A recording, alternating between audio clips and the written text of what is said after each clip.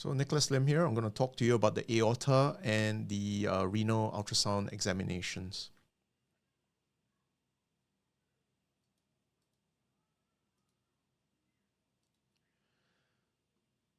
So the aorta is certainly one of the most important techniques to learn when you first pick up point-of-care ultrasound. Often trainees and colleagues come to me and they describe a great difficulty with imaging the aorta. So, with this big frowny face, you can see that the aorta is not a very friendly structure to examine. There's lots and lots of evidence now that, AAA scanning is de rigueur for patients that present to the emergency department with abdominal pain or vague back pain. In 2013, SAEM did a systematic review and meta-analysis, and they evaluated the operating characteristics of ED-performed ultrasound for abdominal aortic aneurysm. So 7 studies, total of 665 patients were included in the analysis, all of which were prospective studies which enrolled adult patients with symptoms and signs suggestive of AAA. The reference standard was varied, and it was between CT, MRI, aortography, radiology performed ultrasound, exploratory laparotomy, or autopsy results. The individual sensitivity and specificity range for AAA detection amongst the 7 studies were as follows. So sensitivity 97.5 to 100%, okay, and specificity 94.1 to 100%. So a positive likelihood ratio approached infinity. As you well know, above plus 10 is a rule-in test. Below 0.1 is a rule-out test, and it's actually, if you for an abdominal aortic aneurysm, the negative likelihood ratio from this meta-analysis systematic review 0 to 0.025. So good enough to rule in, good enough to rule out, but you need to be quite careful with this. Okay, so how are you going to do this? The patient's abdomen. Usually we've been taught to go from the epigastrium, right? Put the ultrasound probe marker facing to the left, start at the epigastrium, and move your way down. So this is the traditional way that you've been taught in all the courses. What you need to see then is you need to see the aorta. Okay, this is the celiac plexus. This is the start of the abdominal aorta. This is the IVC. I will draw attention to this structure here, which is the vertebral body. And this is the structure that you want to image initially. Okay, so without actually looking for vessels, especially if the person is a lot bigger or has a very high BMI, you want to go look at this echogenic structure, which is the abdominal, the vertebral bodies in the abdominal part of the in the abdomen. Okay, so look for that. Then after that, start to focus then on tubular structures, which are probably the vessels then. Okay, the aorta and the IVC. Now, the way that I would suggest that you do this, okay, is to actually start from the belly button. All right, when you start from the belly button, you can see how close the aorta is to the anterior abdominal wall. Okay, the reality of the situation is that when you go to an ultrasound course, all the models are invariably happy, healthy people with no medical issues. They're probably faster and not in pain. Okay, but in the real world, the patient is never the perfect specimen that you have met or hone your ultrasound skills on in the course. Oftentimes, when you put your probe on the belly in the epigastrium, which is what the course will teach you to do, you will often see this, which is lots and lots of gas. The adipose tissue, food, body hair, and bowel gas certainly get in the way of doing proper imaging of the abdominal aorta.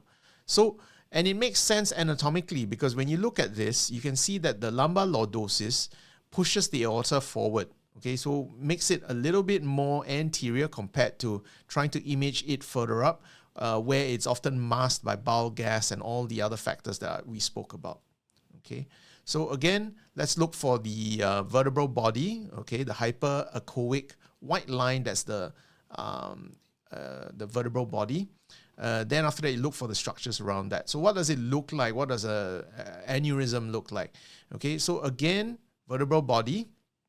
Okay, this is an aneurysm. So when you see that the blood vessel is much bigger than the vertebral body, you know you're in trouble, or you know that the patient is in trouble. Try to measure from outer wall to outer wall, and that will give you anything above 3 centimeters is aneurysmal. Anything more than 5.5 requires an operation. So, but if you do see an aneurysm that is 3 centimeters and above, but maybe an incidental pickup, help your patient along and start. You can start the process by the surveillance process by referring them to the vascular surgeons early. Okay, so oftentimes outer wall to outer wall, because sometimes there are lumens in here or thrombus that may make the lumen look smaller than it actually is. Okay. This is another AAA. You can see here there's actually a retroperitoneal component, and you can see a little bit of a leak here. Okay, you don't need to look for a leak. All you need to do is look for a structure that's bigger than 3 centimeters in order for the exam to be positive. Okay, another one here. Okay, you can see how there's quite a bit of thrombus in this aorta. Again, make sure you fan through it so you can see how falsely that the aorta may look actually smaller than it is if you just measure the inner walls. This is the thrombus. This is the actual whole structure of the aneurysm. Okay, so make sure you outer wall to outer wall. This is on a side view or a longitudinal view. Anteriorly, you can see there's clot or thrombus.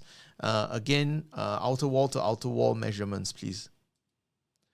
Okay, this is a structure where when you look at it, you kind of think, well, this aorta looks pretty normal, but if you look at that, that's a dissection flap.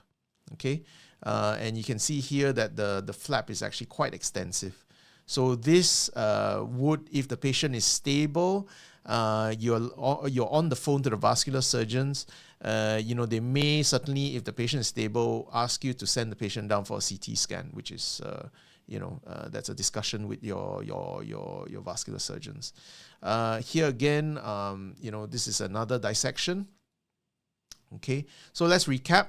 Okay, you need to master the aorta. You need to save a life of a patient. You scan 100, invariably you pick up you will save a life of a patient. Start from the belly button. Don't follow the traditional teaching of starting from the epigastrium. Start from the belly button.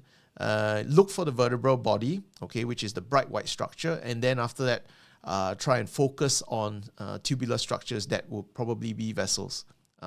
Don't let the aorta screw you up, okay?